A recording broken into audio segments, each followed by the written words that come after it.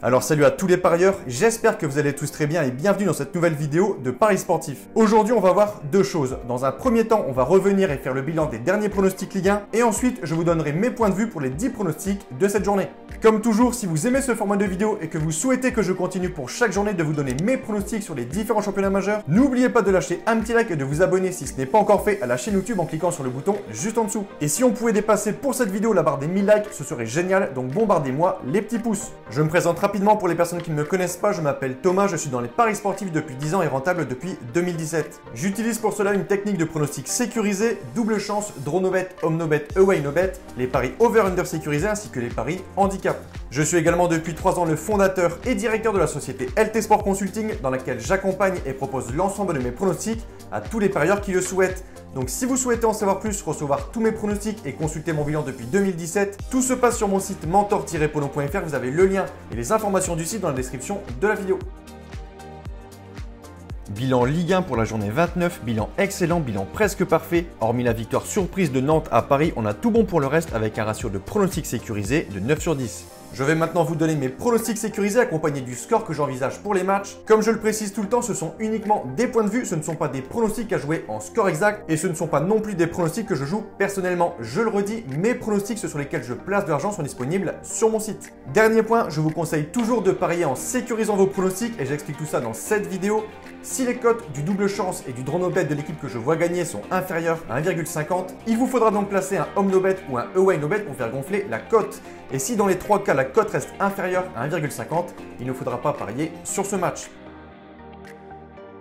Vendredi 19 mars à 21 h, Monaco se déplace à Saint-Etienne. Les Monégasques, qui restent en championnat sur 2 matchs sans victoire, une défaite à Strasbourg 1-0 et un nul le week-end dernier contre Lille 0-0, ont clairement perdu beaucoup de points pour la course au titre car ils comptent désormais 4 points de retard sur le 3e, Lyon. Ils se déplacent chez les Stéphanois qui restent sur une belle victoire du côté d'Angers 1-0 et qui ont donc maintenant 7 points d'avance sur la zone rouge. Les Verts sont donc plus confiants et moins tendus, méfiance donc pour Monaco. Je pense qu'un match nul un partout est cohérent et je vais mettre l'avantage de sécurisation aux Stéphanois.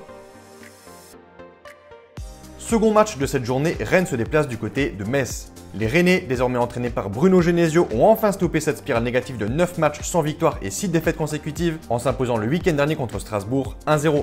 Ils devront confirmer ce samedi à Metz, équipe qui leur réussit plutôt bien car les Messins n'ont plus battu Rennes à domicile depuis 20 ans.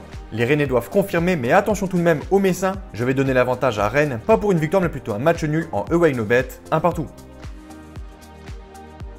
Nice-Marseille. En 2021, le bilan des Marseillais était plutôt mauvais en championnat, seulement 3 victoires en 13 matchs, mais les Olympiens vont un peu mieux depuis 2 semaines, ils viennent d'enchaîner 2 succès contre Rennes 1-0 et la semaine passée contre Brest 3-1. S'ils veulent espérer accrocher l'Europa League, ils devront prendre des points ce samedi du côté de Nice, qui également va un peu mieux depuis quelques semaines, mais pour ma part, je vois Marseille favori pour ce match et je pense qu'ils pourront prendre les 3 points, selon moi, petite victoire 1-0. Duel intéressant entre Strasbourg et Lens. En faisant match nul 2-2 la semaine passée contre Metz, les 100 et or ont donc laissé Marseille les doubler au classement et se retrouvent donc avant ce match 6e avec 45 points. Un peu comme les Olympiens juste avant, s'ils veulent accrocher une qualification européenne, les Lensois doivent prendre le maximum de points, mais je pense que la mission du côté de Strasbourg ne sera pas facile. Je vais ici encore proposer un match nul, cette fois-ci 2-2 avec un avantage de sécurisation à Strasbourg. Brest, 14e avec 34 points, reçoit Angers, 10e avec 39 points. Les Brestois sont plutôt bons cette saison à domicile et de leur côté, les Angevins à l'extérieur sont également pas trop mal. On peut s'attendre à un match disputé avec une équipe de Brest qui a un jeu plutôt offensif et agréable à regarder. Je pense qu'ils pourront prendre le dessus sur les Angevins 2-1. Que dire de Dijon cette saison et surtout à domicile? Lanterne rouge de Ligue 1, aucune victoire à domicile en 15 matchs avec 6 nuls et 9 défaites et avec déjà 13 points de retard sur le maintien. Dijon est selon moi déjà en Ligue 2, ce sera donc à Reims d'en profiter. Ils peuvent bien sûr le faire, je vais leur donner les 3 points, 2-1.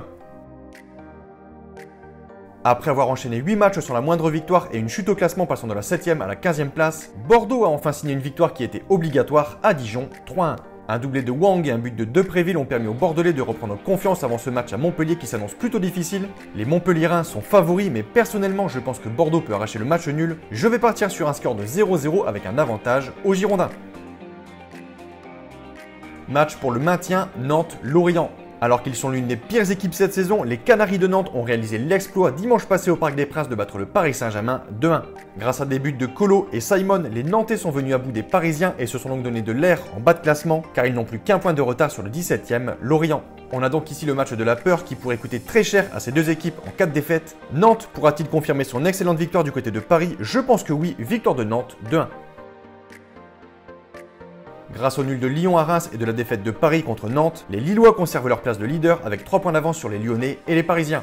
Lille est vraiment solide cette saison et très costaud en défense. Reynildo, Botman, Font ou encore Silic font de Lille la meilleure défense de Ligue 1 cette saison avec seulement 17 buts encaissés en 29 matchs. Ils affrontent ce dimanche à 17 h le 19e Nîmes qui montre de belles choses depuis quelques semaines. Mais là, selon moi, la marche sera beaucoup trop haute pour Nîmes. Les Dogs doivent impérativement gagner ce match pour la course au titre. Nîmes joue le maintien, ils devront donc attaquer et laisser des espaces à Lille qui est une très bonne équipe en contre. Mon point de vue, victoire des Dogs 2-0. Dernier match de cette journée, une très belle affiche entre le 3e et le 2e de Ligue 1, Lyon-Paris. Après s'être qualifiés pour les quarts de finale en éliminant Barcelone, les Parisiens montrent selon moi un peu trop de suffisance en Ligue 1. En effet, Paris s'est incliné dimanche passé contre le 18e Nantes 2-1 avec une prestation très décevante. En revanche, les hommes de Pochettino sont souvent au rendez-vous lors de gros matchs et là clairement à Lyon c'en est un. Les Guns réalisent une très belle saison, mais je trouve que depuis quelques semaines ils montrent quelques signes de fatigue et cela se ressent sur les matchs. Je pense que Paris tiendra son rang de favori ce dimanche soir, je vais leur donner la victoire 2-1. Donc voilà pour mes pronostics, n'oubliez pas de lâcher un petit like et je vous conseille une dernière chose, si vous souhaitez gagner au pari sportif et être rentable sur le long terme, il faut parier sur les meilleurs bookmakers, ce qui vous permettra d'augmenter considérablement vos bénéfices. J'utilise personnellement le bookmaker Pinacle et dans cette vidéo je vous explique étape par étape comment parier sur Pinacle. Vous avez le lien de cette vidéo dans la description. Pour conclure cette vidéo, je rappelle aux parieurs qui souhaitent recevoir l'ensemble de mes pronostics que tout se passe sur mon site mentor-prono.fr, vous avez le lien et les informations du site dans la description de la vidéo. N'hésitez pas si vous avez des questions à me contacter via la rubrique contact de mon site. Et sur ce, je vous souhaite à toutes et à tous une très bonne journée. Je vous dis à bientôt. Ciao, ciao!